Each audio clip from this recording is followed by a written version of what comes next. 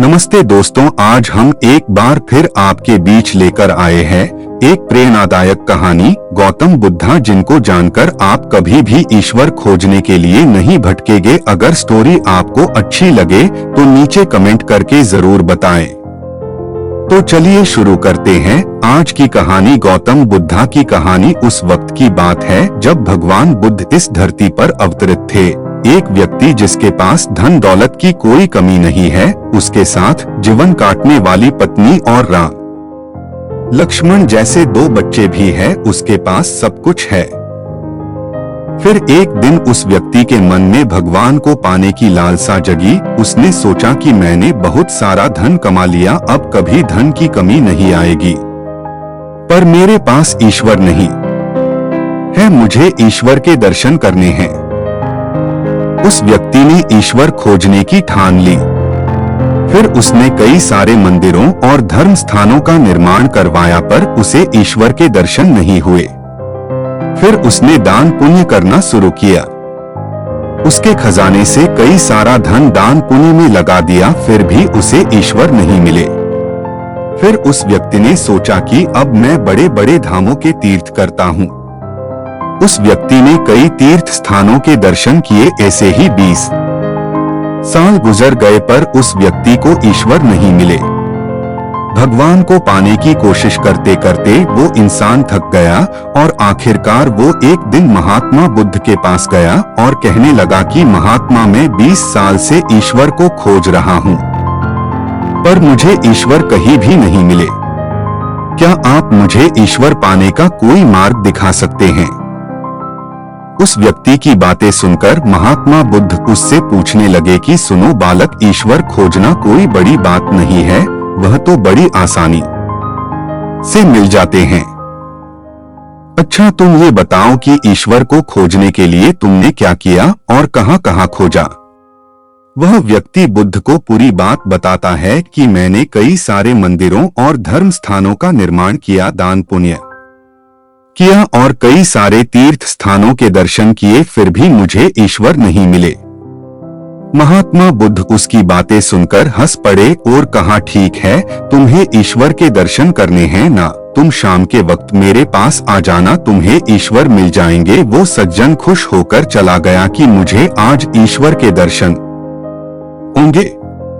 फिर कुछ देर बाद संध्या होने को आई, पर महात्मा बुद्ध संध्या होने से पहले कुछ ढूंढने लगे हैं। शिष्यों ने आकर पूछा कि गुरु जी, आप क्या ढूंढ रहे हैं? महात्मा बुद्ध ने बताया कि मेरे पास एक कीमती मोती था, परंतु वो कीमती मोती खो गया है, उसे ही ढूंढ रहा हूँ। महात्मा बुद्ध की बात सुनकर शिष्य भी उस मोती को ढूंढने में लग गए। सभी मोती को ढूंढ ही रहे थे कि इतने में वह व्यक्ति भी वहां पहुंच गया। उसने देखा कि कुटिया के बाहर महात्मा बुद्ध और उनके शिष्य कुछ ढूंढ रहे हैं।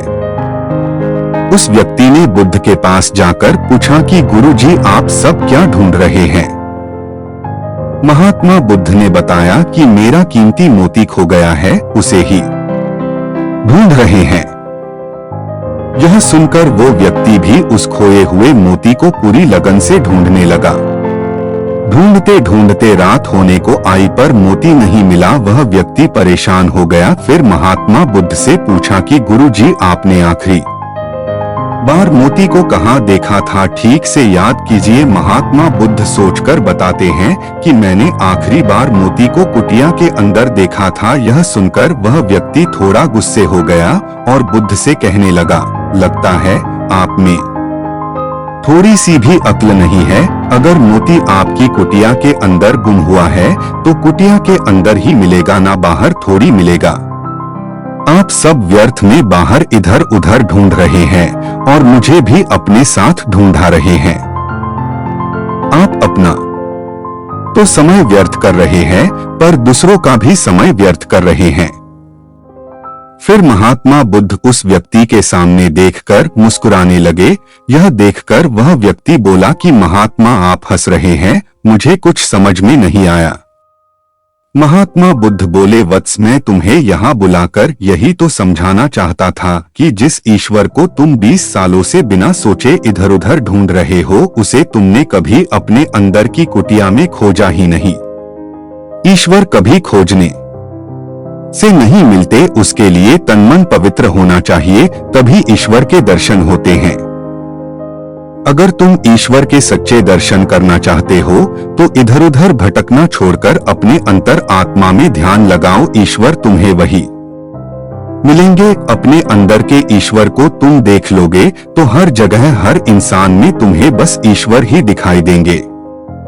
महात्मा बुद्ध की अमृत भरी वाणी सुनकर उस व्यक्ति अपनी गलती का एहसास हुआ और बुद्ध के चरणों में गिर पड़ा और माफी मांगते हुए कहा कि मैं व्यर्थ में ही इधर उधर भटक रहा था।